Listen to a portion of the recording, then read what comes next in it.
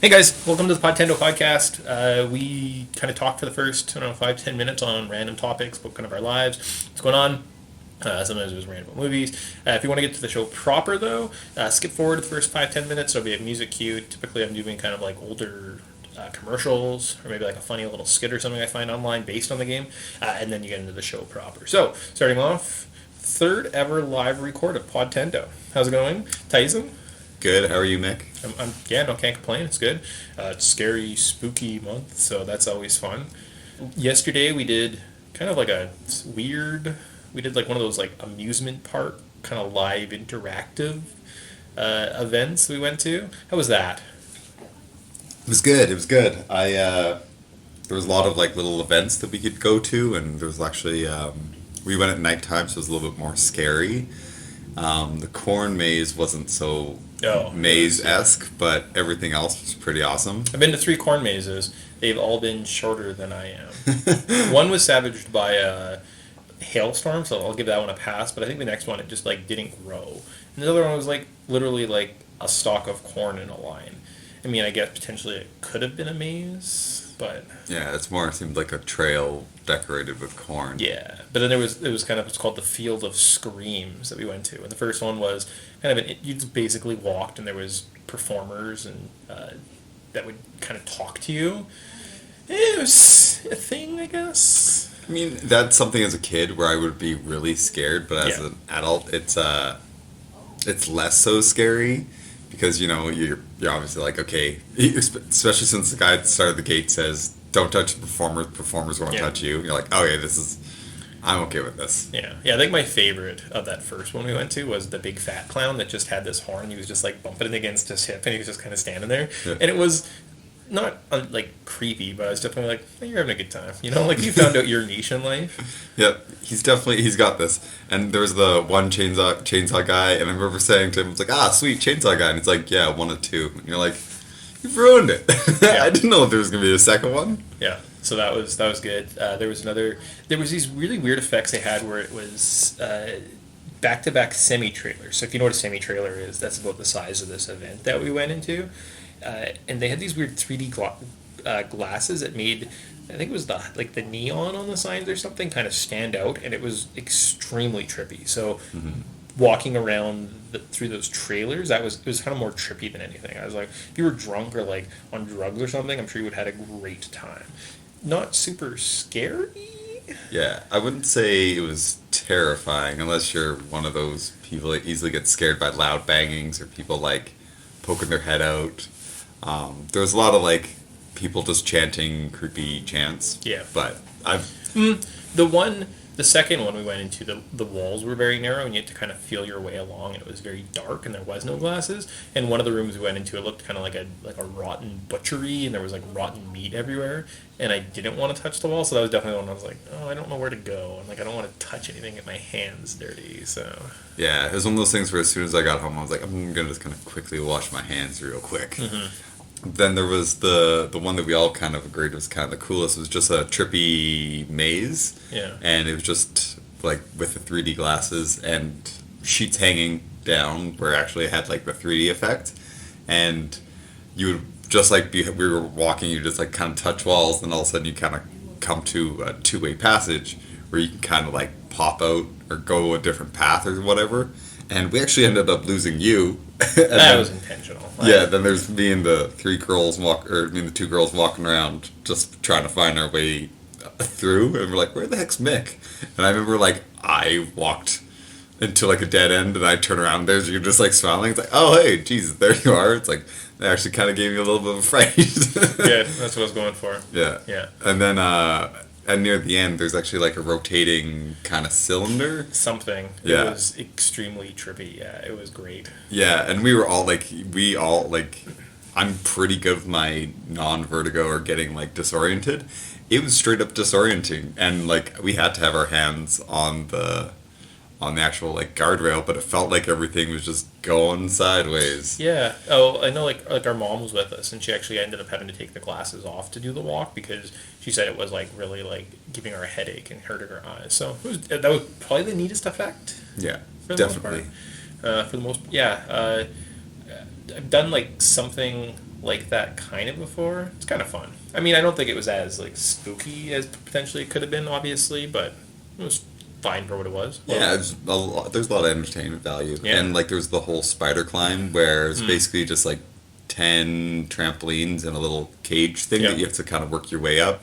And then there's a really steep slide. Like I didn't expect it to be that steep. Yeah. And then it's like, oh no, this is legitimately like an actual like huge drop off. Yeah, I jumped down head first, and at one point I was trying to figure out what the ending looked like, and I was like, you just bail onto the ground, and I was like, I really hope there was I mean, I didn't have that much time to think, obviously, but I was like, oh, this could hurt a lot more than it should, I think. Might have bitten off more than I Yeah. can chew. Yeah. So that was kind of the fun thing I guess we did this year for Halloween. I don't know if you guys got cool stuff in your communities, probably worth checking out. I know it sounds kind of corny, but I Pun think not intended. yeah, I think it's well, I mean, I guess it was a corn maze. I think yeah, definitely worth it. Like definitely worth checking out. Yeah, and something to do, like, when you get older, we don't go trick or treating anymore, so Yeah, it's your other nice to option actually is- have an event. Yeah, that your you other can option is like dressing up and going to doing the bar scene. So if you're not into the bar scene and you want something else that's fun to do with friends, definitely go check those things out. So Yeah. if you have like squeamish friends or you have like that girl in the group that's like, oh my god, I'm so scared. Yeah, and the other cool thing is, like, a lot of the performers will kind of pick up on who's the actual, like, scaredy cat Yeah. of the group, and they'll kind of, like, follow them around or kind of freak them out as best they can, and you get even just a lot of enjoyment of just being like, that's just funny to see your friends freak out. Yeah. You're like, how are you even scared of this? But it's like, you're legitimately Yeah, some of scared. the performers, like some of them definitely look like they're just teenage kids that don't care. They're like, how's it going? Welcome to the ride. Please don't touch the performers. But then you get ones that generally, like there was this one kind of like bigger person with his black makeup face, and apparently in one of the semi-trailers, she just followed right behind this one girl. And this girl was like freaking out. She came out like huffing. She's like, she was right behind me the whole time. And she just like stood at the exit and like watched her. And like the time this girl left, and I was like that girl had a better experience than everyone else because that performer like went that extra step. So Yeah. And it's actually funny where, like, I guess she, like, walked in behind them and Yeah. followed them the whole way, and then, like, they're out and talking to all their friends, and she turns around, she's standing there, and then she gives a big, like, scream. It's like, why is she following me? Yeah. It's like, yeah, because you're buying into it. That's, you're being scared is adding to everybody else's entertainment. yeah, So, it was good. So yeah, definitely like one of those things. If you're older, younger, have kids, have a group of friends that want to go out, and you guys aren't just looking to get drunk and do like, even if you want to get drunk and do dumb stuff, go check out one of those things. Might be fun Yeah. experience, something different. totally. All right, let's get into today's spooky, scary game.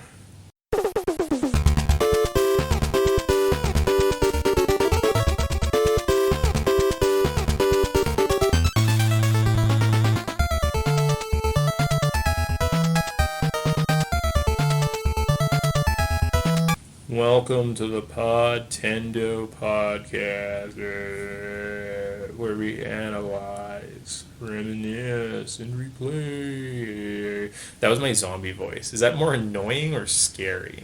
It's tough to say. Annoying, all right. The glory of old Nintendo games. We can be contacted on Podtendo Podcast. Email us at podtendo@gmail.com or check us out on Facebook at facebook.com/podtendo. I'm your co-host, Rubik's Cube. No, I need a Halloween version of my name. Werewolf Mick. And I'm Scarecrow Tyson. And today's game we're looking at is Castlevania 3, Dracula's Curse for the NES. Pretty exciting. The last two Castlevania games, you've been on both shows, right? No, the first one you did was... I think I did Mega Man by myself. I think Castlevania, I played the game, did the show. You just came on and chatted with me. Right, that's So what it was. you've been on all three, you just haven't played the first one. So this is the third game. I think this is probably our most played game. Maybe we played more Zelda games at this point. I think we played more Zelda. I think we played four so. Zelda games. Or maybe Mario might has a slight edge there because we got 1, 2, and 3, and then Super Mario. Oh, right that's there. right. That's right. So this is definitely one of like the franchises we've been tapping into the most. Kind of delve into it. I definitely recommend going back, checking out Castlevania 2, Castlevania, to kind of hear about how the games before this, because we definitely talk about it a little bit, I think, and it definitely is brought up. You can kind of see the progression of this game. So the details of this game. So Castlevania 3, Dracula's Curse. The release date was September 1st, 1990. How long to beat has this at 3.5 to 4.5 hours. Price at release was $49.99. If we factor in inflation, that's $83.08. or 6 cents. I don't know if I said 8. That's dumb. eBay price, you can get a loose copy of this for $12. You can get an in-box copy for $65. And it's available on the eShop for $5. That's the 3DS, Wii, and Wii U. Not on the Switch, though, so... Yeah. It's weird. We could talk about that, but I'll save my rant for another day about the virtual console on the Switch lacking existence. Well, I think when it comes... Yeah, that's fair. I mean, I think just to be as blatant as possible, the NES and the SNES, or the SNES Classic came on last year. Around the time they were bringing out the Switch, they know people will spend $80 to $100 on these little individual plug-and-play consoles. If you put it on the Switch, no one would buy the other consoles. I think people would still buy them. I think so too, especially since like it seems like it's limited hardware runs. Yeah. Like, and to just basically be like, we're not going to release these games. But that being said, if you already own a Wii, you basically have access to all. Well, I have a these 3DS, games. I have a Wii, I have a Wii U. Yeah. I have access to all those games, so I don't know. Yeah, so there is access to them. It would just be nice if they would just dump all that onto the newest console, especially since the Switch is just now starting to kind of pick up its actual game catalog. Yeah. I think that by this time next year, we'll probably see a big virtual console kind of dump. I'm hoping that's the case, but Well, the one considering thing they're you were going to talking about that really stood out to me was the fact they might have GameCube and N64 games, right? So where are those games? Like, I would spend $25 to play like Thousand Year Door, a couple like GameCube games. So that's the one thing I'm like, I don't understand why they don't have it out yet. So yeah, and I think they're playing the long game where I've heard rumors of like they've gone the NES Mini, Super Nintendo Classic, and now they're gonna do the 64. yeah, but you can't do GameCube because it's a disc, Yeah, so right? So you'd have to stop at the N64. yeah, you never know. They might just literally just have it like a little mini cube, and I've also heard don't put controller that past ports having. Anyways, regardless, it's not a big rant. It's the Switch is lacking. It's unfortunate. I was lucky enough to get a SNES. So that's something we will talk about in later shows. But for right now, we're in scary, spooky month. Also, really unfortunate that we did Ghosts and Goblins and Castlevania 3, and we weren't like a year ahead, and we could have done Super Ghosts and Goblins and Castlevania 4, and then been like right in the wheelhouse. So Yeah, exactly. But it's always next year. we're still wrapping up the original Nintendo, so So we'll get there. Spooky months, spooky games in October. So chances are next October might be like Super Ghosts and Goblins and Castlevania 4. Yeah, Super Castlevania. It's nice we already got next October planned out. Yeah, well, we got a pretty much lot of stuff to get through. Yeah, the development details for this game specifically, that's Castlevania 3. The Japanese version of this game contained a specialized BRC6 coprocessor chip. This chip added 2 extra pulse wave channels and a saw wave channel to the system's initial set of 5 sound channels. The majority of the music combines the channels to animate the sound of a synthesized string section. Oh, that's interesting. Huh. Western versions of the NES did not have the ability to support the external sound chip, so the North American release replaced the BRC6 with the Nintendo's Memory Management Controller 5, the MMC5. This chip cannot be used in the NES, so the game's music had to be downgraded. Which kind of sucks. Yeah, because I think if you listen to they have like Japanese releases on YouTube and stuff like that, it definitely sounds better. Like, it almost sounds like Symphony of the Night-ish. Yeah. And I think we mentioned that in the last one, how the sound sounded so great. The music design is great and it's very catchy, but I think it was supposed to sound a lot cleaner and crisp. And on the NES, you were like, I've never heard this before. Yeah, they just can't reproduce all the wide variety of sounds, and that's one thing about the entire Castlevania franchise is they've always just had really epic compositions or scores or whatever you want to call it. Yeah. Other changes between the North American and Japanese releases were some of the gameplay and graphics. Instead of using Stabbing Dagger, Grant throws daggers as his main attack. Some enemies do less damage in the Japanese version. That would have been nice. They had the sprites changed for the Western releases. Some instances of nudity on the enemies were also censored. I can't think of an enemy that would have been nude in this game, so... Yeah, I know that there was some times where it's like there's a statue in the background that was wearing a dress. I know that that's been censored in the past. But That's fair, because I mean artwork should be censored. of course. Very. I mean, I guess kids in like 1990, they're like, man, look, there's boobs on that statue. Well, I'm 13, so Let me pause this real I'm quick. 13. The Japanese version had slightly different backgrounds in many stages, and the special effects not seen in the North American and European releases. The North American and PAL version, so that's every other region outside of North America and Japan is the PAL. Had several hidden features that can be accessed by entering a certain name of the player, which includes starting the game with 10 lives by entering Help Me, the option to start the game with any of the 3 spirit partners. To access the second, more difficult quest, these features are not present in the Japanese. And finally, Castlevania 3 was the first in the series to have different packaging artwork outside of Japan. And then there's the designers, but I don't really feel like struggling with Japanese names today. So it's totally fun. fair. Cool. Yeah, so I mean, it kind of just Castlevania 1 was a success. Castlevania 2 was a success. They just kind of built on the success of those other two and went from there, right? And it is one of their longest running franchise. I know they haven't really done anything since Lords of Shadow 2, but that Yeah, they did, because they did a couple. I think they moved more handheld for some reason. There was Symphony of the Night, and then Castlevania 64 was bad. But they did. the second part of Castlevania 64, which was the second game that they released, which was supposed to be just one. Yeah, that's a whole other. That's be a fun thing to talk about at some point. Yeah. Yeah, and then between that, like they definitely struggled getting into the 3D world. It's definitely more of a side scroller, and I think that's where the RPG DS games come from. So, I mean, if someone had a sweet DS, they could download them all with cheats and be like, "Sweet." True. I played that. It breaks the game. Like you're better off to play with like health upgrades or like leveling upgrades, but starting off with like all the best equipment, it's ridiculous. Yeah. Like there was one where instead of the axe, you throw this like giant like screen filling axe, and it just kills all the enemies in like one shot. And I was like, yeah. And then after 20 minutes, it's like I'm bored. Yeah, this kind of breaks it. Yeah. A couple things we did actually miss about that was the boomerang. Got called the boomerang in North America. Oh yeah, it's a cross. Yeah, the cross that goes Yeah. out and goes. It's clearly a cross, but they have to call it a boomerang because don't want to offend anybody. That's it. And did you notice any of the battle, or like the damage you take on enemies, scales with what level you're on?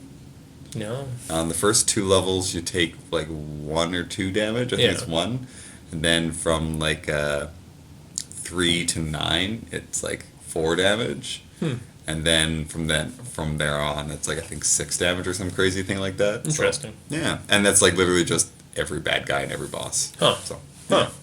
Fair. So the controls specifically of this game. Yeah, if you listen to the other podcasts, like I recommended, I'm not going to go through about like there's a delay in the whip and the jump arc. Again, you have the enemies. The enemies with random/hard patterns are kind of difficult to read. So there's Medusa heads, and this one I found they were kind of more almost like a weird wave pattern than an S pattern. So an S pattern would just be across the stream. It makes like the exact same pattern every time. I thought that these guys specifically made kind of more of like they would do a little loop and then a big loop and a little loop and a big loop. Did you notice that the enemies kind of had more sporadic patterns in this game? a little bit. I know also there's a couple like little glitches you can do in this game. Okay. Where you can kind of like get bounce or take damage. Like as soon as you take damage, you bounce. But if you jump on like let's say a bat, you can actually like use that extra little bounce to like kind of push yourself Yeah, I to did let that a couple times. Or if you like jump and turn around and get hit, you like jump. Yeah, you get repelled into the corner. and You're like, good. That's exactly kind of what I was hoping would happen. Yeah. There is another little thing where is if you hit an enemy, and this even counts for boss enemies, at the same time as they hit you, you'll just instantly kill them. Oh, interesting. Yeah, Huh. yeah. So you can. It's like super hard to do, but it's possible. Interesting. Cool. And then the last is this game we had mentioned. I'm sure we'll get into it in the gameplay, but just there are 3 different spirits that you can awaken and help and bring them along on the quest. The 3 spirits are Grant. He jumps really high and he can cling to the walls.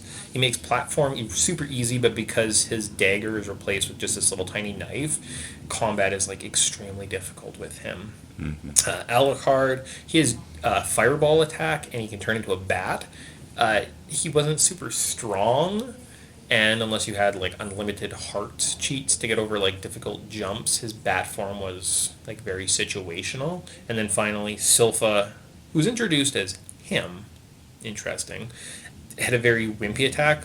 I didn't know how to use her magic. Did you figure out her magic? Yeah, it was all based around Which weapon you had? Yeah, different pickups. Yeah, I never had that. So she was the one that I used because she has like a flame that like does a ton of damage, and it just like it's kind of like a quicker version of the whip, and it only uses like one heart. And she has like a bubble thing where it'll freeze anything out there, like any like projectiles or enemies.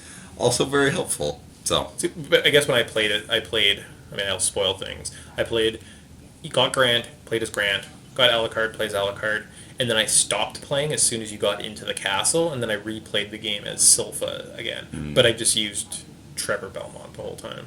Yeah, I used... So I didn't even use Silpha, so I didn't even know that was a thing. So yeah, I did I played through as... I got Grant, and then I got Silpha, and then I just went and beat Dracula, and that was my first playthrough. And I was like, where did I miss Alucard?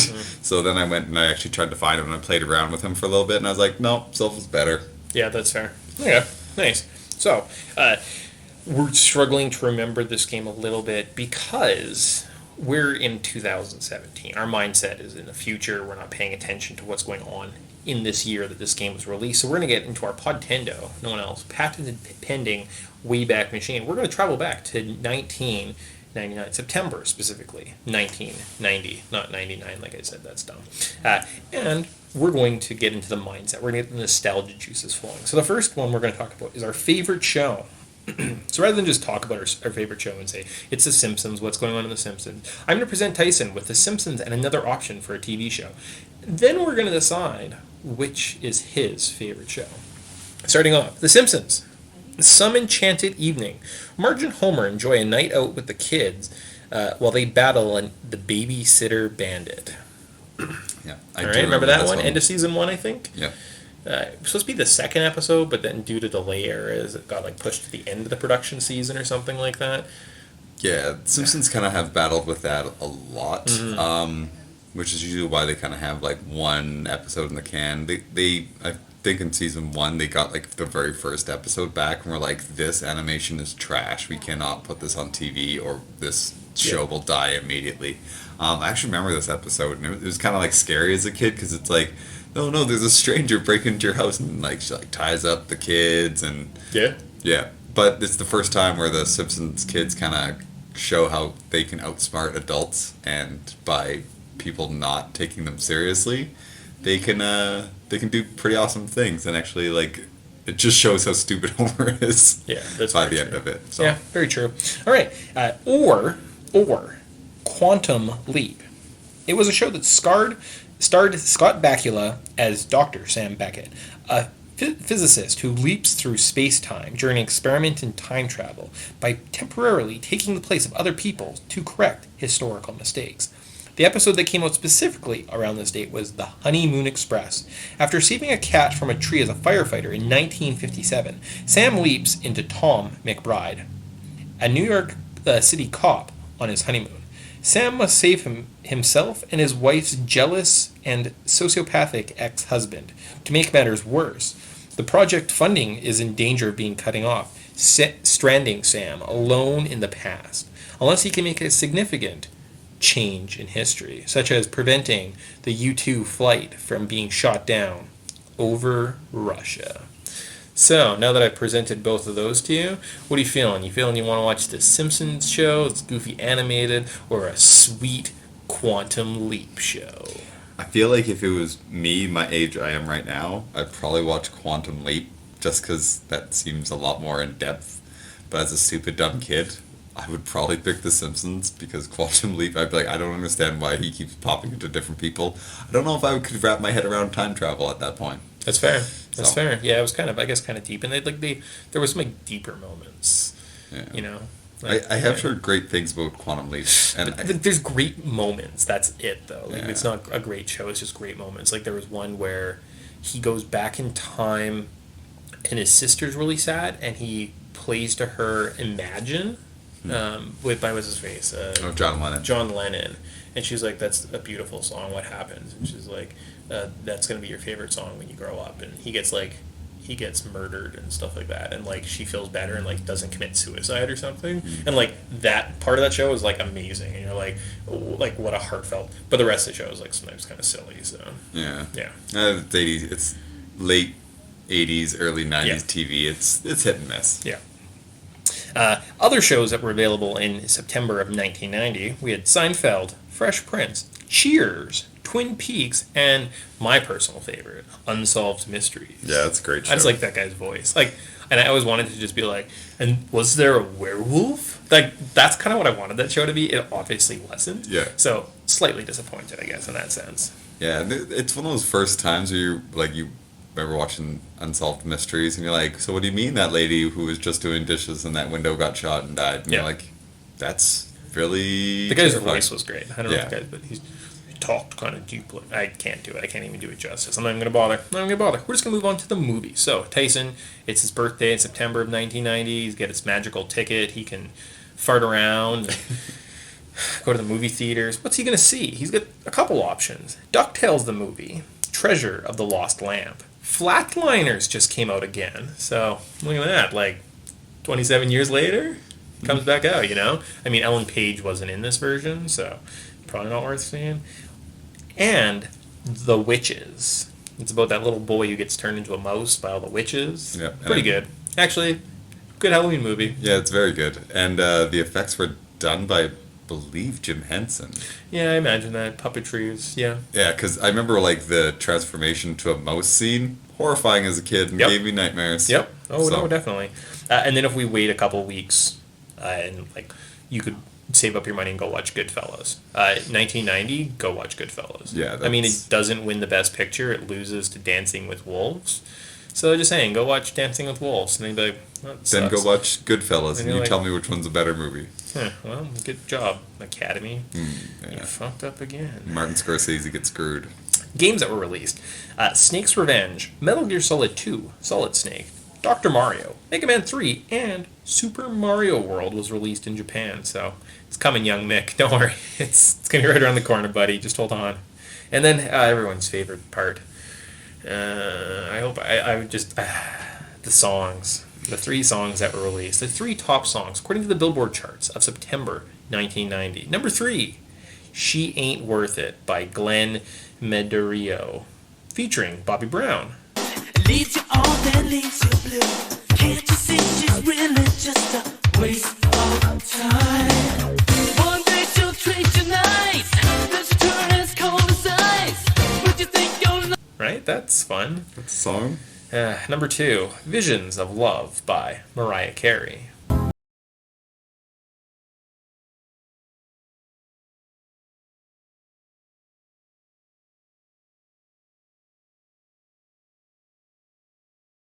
Mariah Carey appears a lot in these early shows. I thought Mariah Carey was like popular and cool in like '99, In and she the was like early hot and like 2000s. yeah, and like did the show Glitter, and I was like, oh, Mariah Carey's so sexy. Apparently, Mariah Carey was around for like ever. Yeah. So she was like an old woman, and they were like trying to sell her to like these like kids. Yeah. Well, I think it's one of those things where I think she was like probably in the early 90s. She was probably like 25, kind of hitting that age. But then, you know, the 2000s, it's like, yeah, this 35-year-old girl, aren't you 18-year-old boys wanted to sleep with her? It's like, no. No, we Yeah. don't. But I mean, you've thrown a makeup on it. I'm stupid and have hair hormones, so. It's true. I am 13. I am 13. And then finally, the number 1 song, "If Wishes Came True" by Sweet Sensation.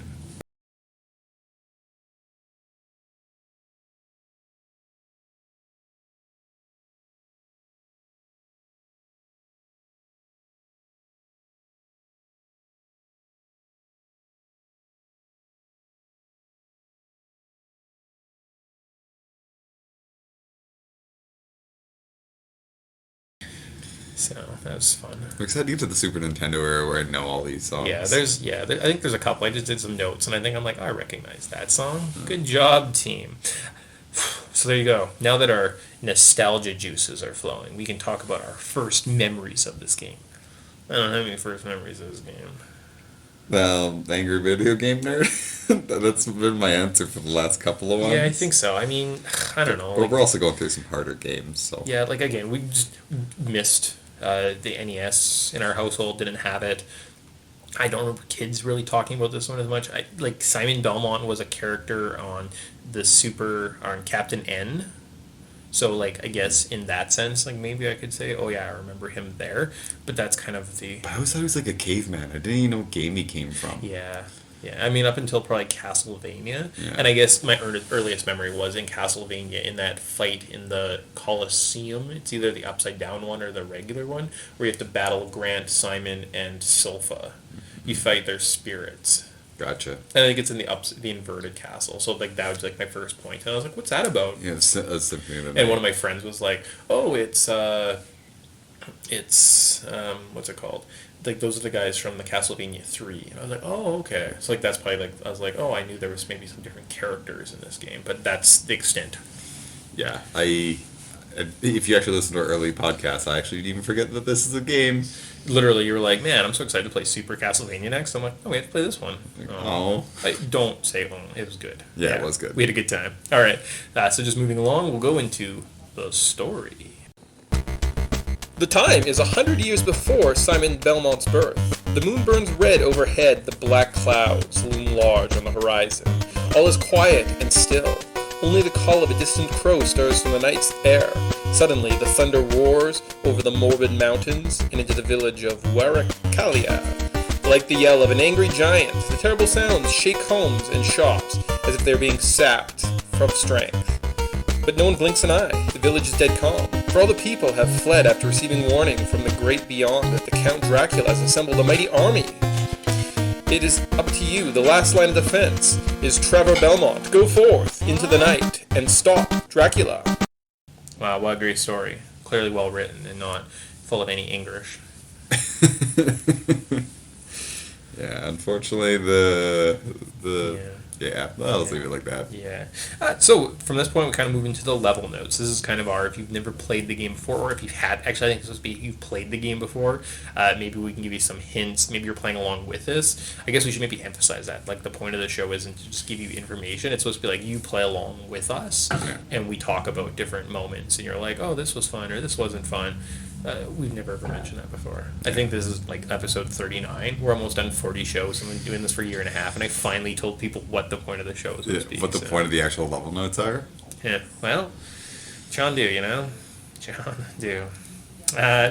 Early stages of this game. We start off in stage 1, the Wallachia village. It's a very simple intro level. I don't even think I took damage in this area. I legitimately forgot I wasn't playing Ghosts and Goblins and was trying to avoid getting hit. I forgot there was a health bar, so I think I almost got to the boss of this area, the Skeleton Knight, and then I finally took it, and I was like, oh yeah, I can take more than one hit. So I was being very careful. Definitely manageable. I think after playing Ghosts and Goblins, my ability to play tough old games is like, it's actually not bad. Yeah, starting to definitely improve and building those skills up. One thing is I always forget about these games. You can just like take down projectiles with your whip. And you're like, man, this game is awesome. Mm-hmm. Like you can, if you know what you're doing, you can pretty well get through the first half of this game not worrying about anything. Yeah. Yes. And then we get our very first decision. So the biggest difference between Castlevania 1 and Castlevania 2, I would say this is kind of more in line with the Castlevania 1, where it's kind of a linear, you're going to fight Dracula. Mm-hmm. You don't have to collect stuff. It's not a collectathon. There's no leveling. No backtracking. Yeah. So the first, you do get a choice, though. So you get to decide if you want to go to the clock tower or if you just want to go into the forest. Naturally, I was like, well, the clock tower probably has something to do with castles or Dracula's castle, so I'll like bypass the forest. Yeah. Makes sense. I picked up.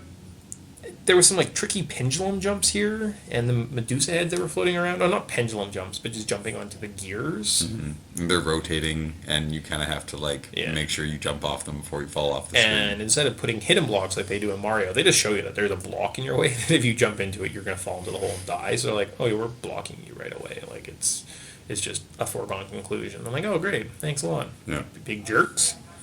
At the top of the castle, if you get to the top of the clock tower, you fight a possessed Grant Dynasty. That's his name. We can talk about that one afterwards. I kind of trapped him in the bottom left corner and just spammed holy water after him. And then after this, you can actually choose to have Grant's spirit join you on your adventure. So Grant Dynasty, eh? Yeah, Grant He's Dynasty. like a weird smuggler dude. He's a pirate. Yeah. Biggest change in this one we had mentioned before, but you do get Spirit Companion. So by pressing select, you can either play as Trevor Belmont. I really hope it's Trevor, because I think I've said Trevor and Simon. It's definitely Trevor, because Yeah, it's it's Trevor. Simon's Quest, the second one. This is a prequel to this other games, yeah, so it's Trevor. Yeah. Or you could play as your Spirit Companion, Grant. He clings to walls, jumps. Coming down, I would definitely say be Grant. He just can't hit anyone, so... Yeah, he's a much better platformer just because he has the ability to jump on roofs. Yeah. And but yeah, him in combat or if you have to fight anything is just switch to Trevor because Yeah. you need that extra range. His tiny little dagger stab is pretty well useless unless you have pretty quick reflexes and Yeah. just play. Yeah. The biggest difference, I think the biggest, most shocking thing in this guy is the fact that you then have to leave the clock tower. So you climb to the top, get Grant, and then you have to Work all the way climb back down. And I was like, that's I don't want to do this. No. I don't want to. But you get back to the Mad Forest. So I was like, glad I just went to the forest. I wouldn't have had Grant, but I could have just skipped that whole level twice. Great.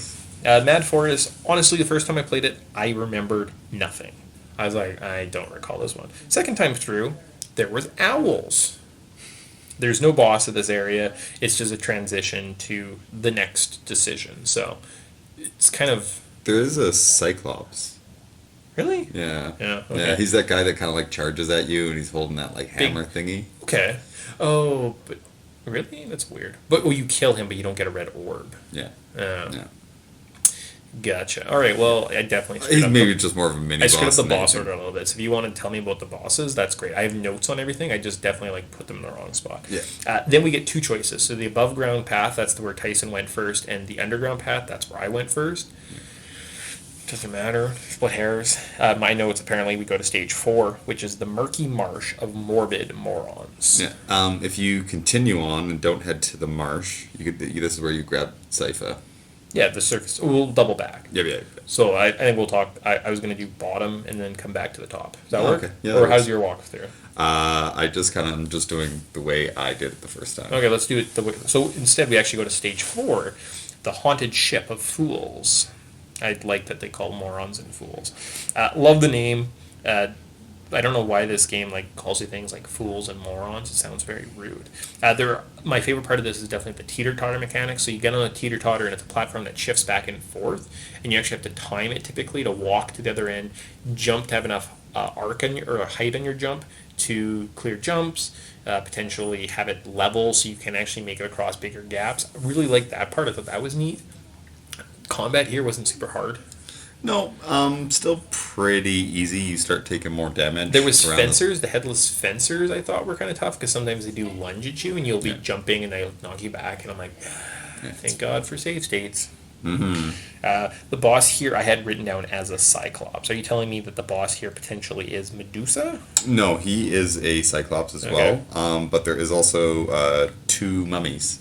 Yeah, interesting. Yeah. All right. Interesting. The Cyclops, I think if there's a platform, I just duck and sit on the side and spam his head and I take no damage and deal all the damage to him.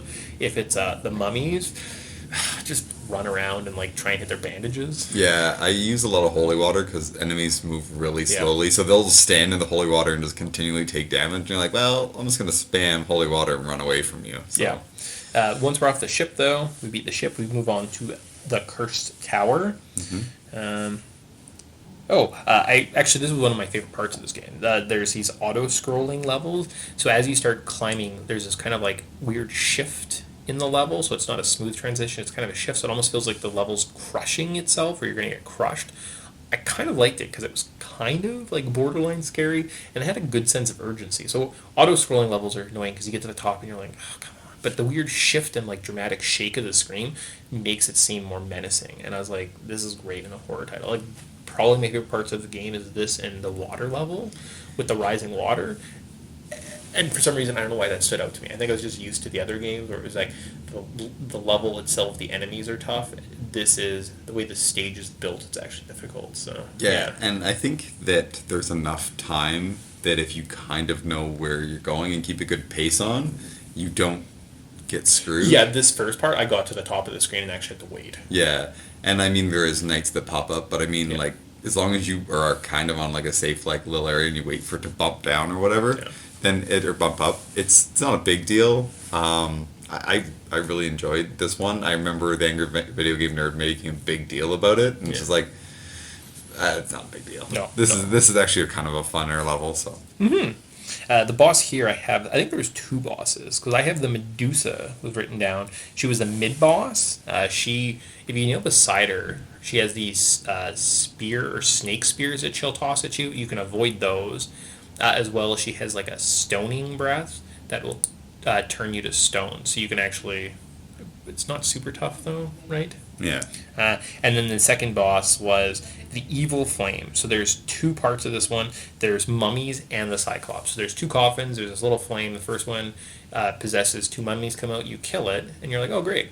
And then you notice the flame floating around the room, and that's when your eye's drawn to the second coffin, and then a Cyclops comes out, and it was like, oh shit. yeah. I got the first time I fought the evil flame was the first in the underground passage where there was three of them, and after I took out the mummies I was like, oh good, and then I noticed the two other coffins and I was like, fuck, this is definitely going to be a battle. Yeah. So that was actually a lot of fun. From there we move on to the Moat Bridge of Peril. This area wasn't like super tough. I said the water sections were super tedious, so you're trying to go upstream, there's mermaids popping out, there's bats, so it's just a lot of like take your time, you can't like boss hog it, and it kind of harkens back to that sense of terror, and you really have to plan your moves, you can't just like power through it and be successful. So And the water pushes you back very slowly if you're Yeah. standing in it, and like you'll actually see the shadows of the monsters coming towards you or the seamen coming Yeah. towards you. So like you can see them coming.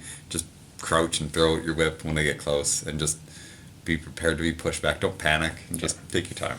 this area, the final boss was, do I have it right? The water serpents. Yeah, So the two two-headed heads that pop dragon, up. yeah. So it reminded me just basically of the dragon from Zelda. Yeah. I was just like, all right, so I just kneeled down and just attacked the one guy and let the other guy kind of do his thing. And Yeah, and you just stand on there's a longer platform, so I just stand on the longest platform, and then it's like when it pops up on the other one side, just walk to the other side, crouch, and just wreck it.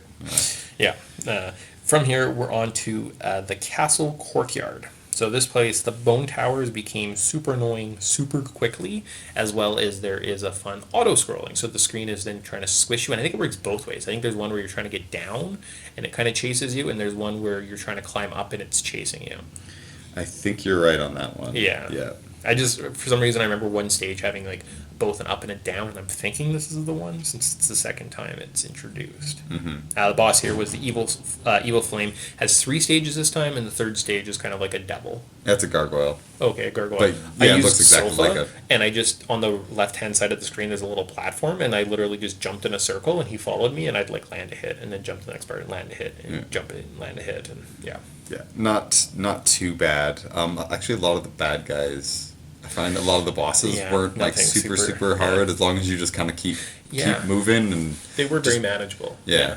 And that's one nice. Actually, that's the nice thing about this game is because there's sometimes where like you're gonna take a cheap hit or cheap damage, and you're like, that's not really fun. Doesn't really feel rewarding. Yeah. But with this, is like if you are moving around and you kind of like take 1-2 hits and you don't like just try to spam them out, get it done fast. Just take your time and just take your free hits and avoid them. Yeah. Pretty straightforward. That's it. So that takes us into Dracula's castle. Now, if we double back to the underground path, so we go back to the murky marsh of morbid morons. That nice alliteration they got going on there. This is the first way I came. Right. So basically, both these kind of branches, they branch, and then they come back together. Yeah. So this guy here, this is the first way I came. The name, when I read it, I was like, that's interesting. Grant, when he's with you, helps out a lot. You can cling to the ceilings, you have higher jump arcs, you can escape the quicksand that's in this area fairly quickly. And he does move a bit faster. Like Yeah. his movement speed's faster than Trevor's. Much. Oh yeah, and then I was lucky enough to pick up an axe. Was Trevor, and ended up you fight a vampire bat, very similar to the way you fight him in the first game. Yeah. Like, not exactly the same, but it's pretty much the same fight. Oh no, this one because you hit him and then he breaks into smaller and smaller bats. Yeah. So with the axe, you can just stand in the corner and just like throw the axe in the air, and Yeah. it's no problem. Then we get to go to Alucard's cave. Ooh. This part, it was kind of claustrophobic a little bit. Like I felt like there wasn't like, I don't know, it didn't seem like the roof was really high. So Grant helped out again, got over a couple trickier parts. Save states are definitely your best friend. Yeah, and it's one of those things where I know there is some spikes on the ceiling, so just gotta make sure that you hit your jump arcs. Yeah. And I'm kind of sloppy with my jump arcs, so I definitely spiked myself. Was there spikes you're supposed to like knock down, like hit and have them fall down to make jumps? Because that was definitely one part in this game. So maybe you should have like attacked the stalactites Sure. or stalagmites. Forget which one. Whatever one hangs on the ceiling. All right. Yeah, I think that's totally a thing. But I swear there was like you run under them, or maybe you do have to attack. That's potentially like I think there was probably both of those things. Yeah. Yeah. All right. Then we fight Alucard's spirits. He was very similar to the original Dracula fight, right? Yeah, yeah, and he comes out of a coffin, Yeah. and basically he tosses fireballs at you and teleports. Yeah. Yeah. You then say, "Yes, Alucard, you should come with me because you're the son of Dracula, and I played Symphony of the Night, and how sweet you are." Yeah, you're basically the coolest character ever. But you're maybe not in this game. Yeah, you're kind of lame in this one. So you have him instead of Grant, so then all your platforming is, and you're like, hooray, but I can turn into a bat and fly. And if you put on a cheat for unlimited hearts, you fly everywhere. That does help. Now at this point, I think there's two other branching pathways. So there's the underground catacombs, or you could go to the sunken city of Poltergeist. The underground catacombs, this area is kind of just, I don't know, it's different. Yeah, bosses there was the vampire bat and Frankenstein. Okay, gotcha.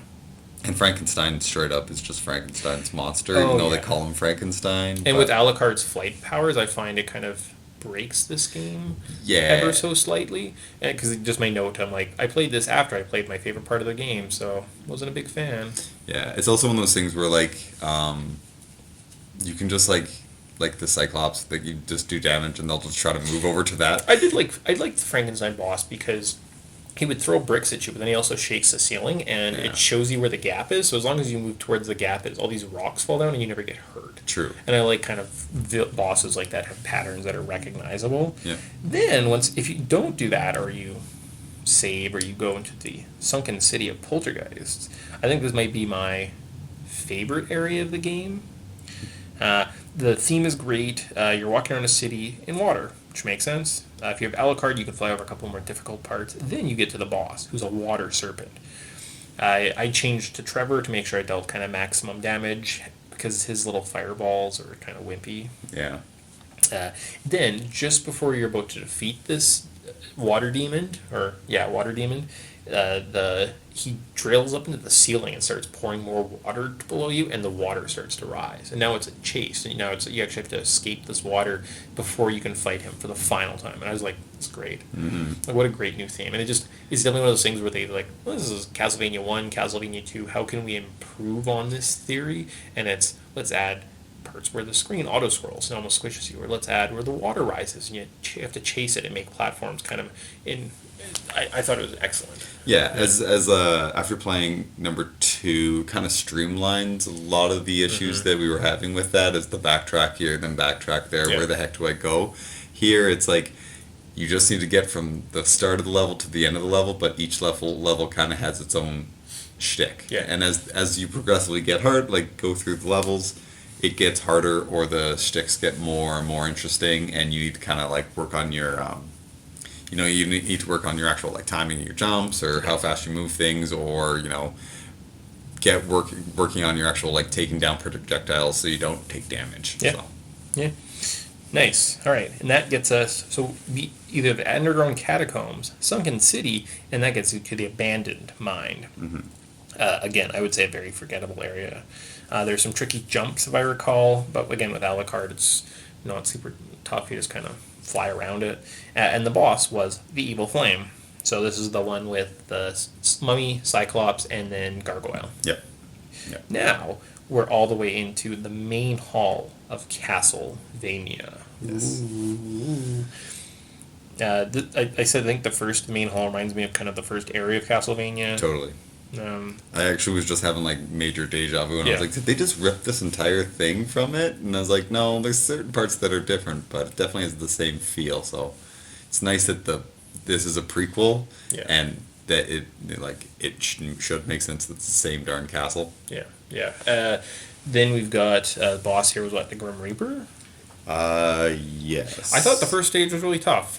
Every time it seems like you attack him, more scythes come around, and you have to make sure to clear all the scythes out as you're kind of moving around and fighting him. And I was like, oh, I'm so glad that he's defeated, even though it almost killed me. Yeah. And then he becomes a giant head and like does S patterns across the screen, and I was like, God damn it. I think death is always one of the hardest bosses in any of these games, which makes sense because Yeah. I mean, it's just funny that death works for Dracula. Yeah, I mean, he's like lord of. It's more of like a symbiotic relationship, you know. True. Right. They definitely support one another. Yeah, like I think it's more friends. It's not like it's like a boss and he's like 9 to 5 and he's like, Dad, if I don't have that report on my desk by 5 o'clock today, it's your ass in line. This is going to affect your bonus. Yeah, and then going home to like his like family and like getting drunk and yelling at his wife and like pulling on his kid's arm and hurting it. And he's like, I didn't mean to. And he wakes up every morning, puts a gun in his mouth, pulls a trigger, and it doesn't go off. And he's like, not today. What dark reference is that from? Just a dark. I don't know. I swear that's There's some movie that I heard, and it's supposed to be like, and that's like the first scene of the movie. This guy wakes up and he goes to the bathroom and he puts a gun in his mouth and pulls the trigger and it doesn't go off. And he's like, not today. And then the movie just carries on as normal. Oh my goodness. And it's like one of the darkest scenes ever in a movie, and it's supposed to be like a comedy or something. Oh, good. Yeah. That is pretty hilarious. Yeah. The next stage is the inner hall of Castlevania. There's some tricky teeter-totter jumps. There was one where, oh boy, I got stuck on for a really long time. I was like, ugh, it's great. It's great. And it's like halfway through the level, and I made a save state. And then because I was spamming save state so much, I saved as I died. So then I had to like redo the whole thing, and I was like, Brutal. yeah. That sucks. Yeah, this is definitely like, because you're taking so much damage at this point, because you're taking, I think it's like 6 damages. So as soon as you take like one hit, you're like, man, I really can't take another one of these. Needs So that delicious wall chicken. yeah, hopefully that wall chicken shows up. And then there's sometimes where it's just like part of a platform that chicken will just be there. I don't understand where the chickens pop up, but I'm thankful when they are there. I did make one of the most epic maneuvers on the falling bridge on this area, because I think is it mermen that jump up after you, or is it the axe knights? No, I think it's merman. Mermen. I had one where I started to fall, and as I was falling, I turned around and I had a merman come up and bump me back onto the platform, and Nice. I caught it, and like then I just kept jumping, and like I was falling, I was below the level, but my jump arc just barely kept me up with things, and I was like had this epic music playing in my mind. I'm like, keep going. It's great. Yeah. I was like, I'm sad that no one will ever see that. Yeah. And I was like, I'm never gonna replicate it because I'm not playing this game again. No, and it's one of those things where like it was part glitch, part perfect timing. Yeah, it part was just like just luck. yeah. You know, it was, So yeah. The boss of this area is the doppelganger. So I played it only as Trevor. I fought Trevor. I don't know what happened if he would have turned into Silpha. What Silpha's doppelganger would have done, yeah, I don't know for certain. or is it just always Trevor? I wonder. Like, does it change with you? Because that'd be neat. Maybe because I walked in as Trevor. Yeah. And I was like, maybe when you walk in the room, does it replicate whoever you Yeah. are? So if you're like Grant. I think Grant would have been tough because it would have been throwing daggers and he would have jumped everywhere and it would have been really difficult. Silpha probably would have had super powerful attacks. Alucard would have been okay. Yeah. But I think Alucard and Trevor probably, if that exists. Yeah. But I feel like Silpha would be like overpowered. And you're like, oh god, why can't I do this? Why? You don't have to run on hearts. And then the final area is the Dracula's final clock tower. So it's that very epic. You come out, you climb the staircase. You have a couple collectibles, and then it's off to fight Dracula. Oh no, wait, there were some pendulum jumps. Sorry, Yeah. there were some terrible pendulum jumps that you had to do. Thank God for save states. Yeah, I forgot about that. Yeah. When I got to the end I tried to battle Dracula for the first time, and I just had like 6 hearts, and Sypha was basically useless. Yep. So I basically just like went back in and out the doors and just grinded up a bunch of hearts. That's smart. Yeah. See, I had an infinite hearts cheats, or I just like bumped up to 99, and I was like, I'll just pretend like I grinded for a while. I can do this. Yeah. This Dracula specifically has 3 stages. The first one, it's just like any other one. Jump, hit his head, jump over the fireballs. Yeah, and he has little spikes or fires that towers Oh, that that's come up, right. that come That's up right. from the There's ground. 2 So you pyres. get- He tries to trap you. yeah, it traps you, and then there's the big one. Yeah. You just like need to kind of work on your timing, so when you realize that it is coming up, just jump out of the actual like pillars. It's kind of hard to figure out, Yeah. but like, yeah, it's once you kind of have the timing down, and you know that when he's like going to open up his cave, you're like, okay, I need to like pretend like I'm going to stand here, then jump backwards. Yeah, I think I imagined at that point too. I was like, I feel like he's like, I don't know. We're gonna earn our explicit rating right now, so everyone brace yourself. He puts up 2 fire pillars, and then this giant, big, fiery pillar comes out, and I was like, I feel like this is what happens. Like, if like someone put out 2 hands and this giant fiery fucking cock rammed up your ass. That's what I felt like he was bracing you for. Like he was holding you down, and he was like ready for it, and it was like, I was like, oh, it hurt so bad. And he like it just does so much damage, and you're just in so I was much like, pain. and like just waiting, like knowing it's coming. And then one time he put up the 2 pillars, and I stood behind on the other side, and I was like, haha, you won't get me this time. Well, the fire pillar hits you anyways. I was like, oh, surprise. Wrecked my day. Oh, it was great. I was like, I'm having more fun with this fight right now than I should. I should share it with everyone.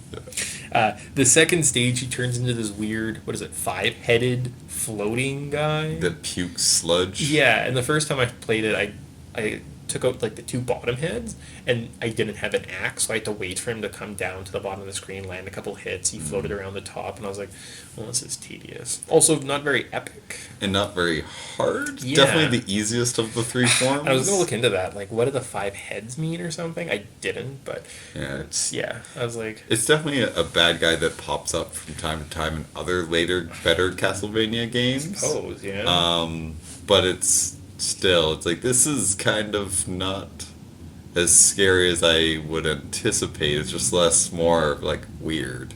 Yeah, and then the final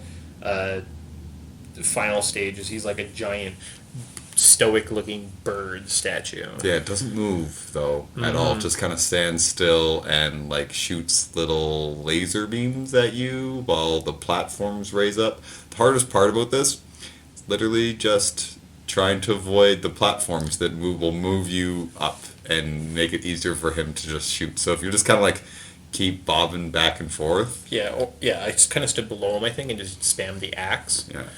That was a good strategy, but yeah, the first time I was fighting him, and why I died was the ground actually comes up and creates pits. I fell in a pit. Yeah. And I think avoiding the pits / avoiding being picked up by the raised platforms into the actual lasers, that's the hardest part. Yeah. And then you're like, oh, this was kind of anticlimactic. Yeah.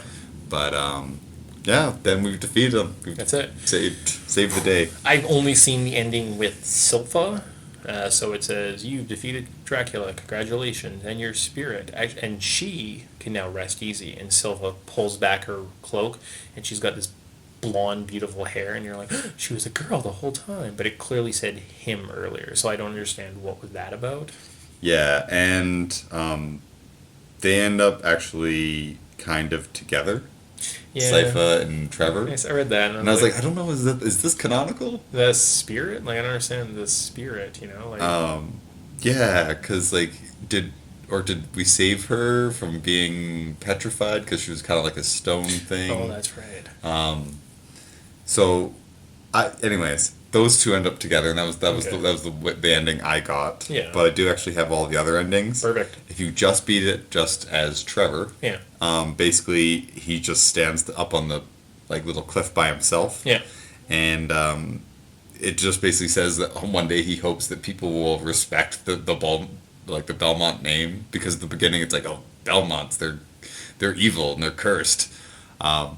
And yeah, just basically like him, like it's like I hope one day that everything or people will respect us. Every other ending, it's like, and the people respected the Belmonts. And you're like, so even when he does it all by himself and doesn't take the help, people are like, well, it might happen, it might not.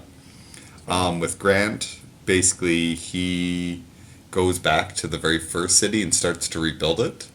Okay. And then with Alucard, basically he sits there and he's like, yeah, I just killed my dad. I kind of feel terrible about that. And it's like, that's how it ends. He just feels bad about killing his dad. And you're like, I get that, but also he was a really bad guy. Yeah. So, and then apparently he just goes to sleep for like 500 some odd years. Makes sense. Smart move. Yeah. Smart move, Buckaroo. Yeah. Nice. Okay. Fun. So current thoughts on this game. I really enjoyed playing this game. I do look forward to picking it up and playing it again. Maybe try and change up the variations. Like, probably will play it again. I know I said I wouldn't. Castlevania 2, I was like, oh, I should play it again. I definitely plan to play this game a little bit more. Castlevania 1, I'm good if I don't play that one again. So it's slowly progressing. We're slowly picking up kind of that replayability. It's adding kind of to the illusions of the Castlevania, so that's pretty exciting. Yeah, and this kind of being a really important one, I can't believe that that I haven't played this game before. Mm-hmm. Especially since there is kind of multiple endings, it's kind of nice to actually work your way through it and just being like, oh, I'm only going to pick Grant, or I'm only going to pick Sypha, or I'm actually going to try to pick up all three and then beat it. And there's a lot of replayability, and I feel like if I got this as a kid, I would not have been offended. I would have been like, man, this game is awesome. Yeah, there's more depth to it for sure. The challenge was there, not impossible.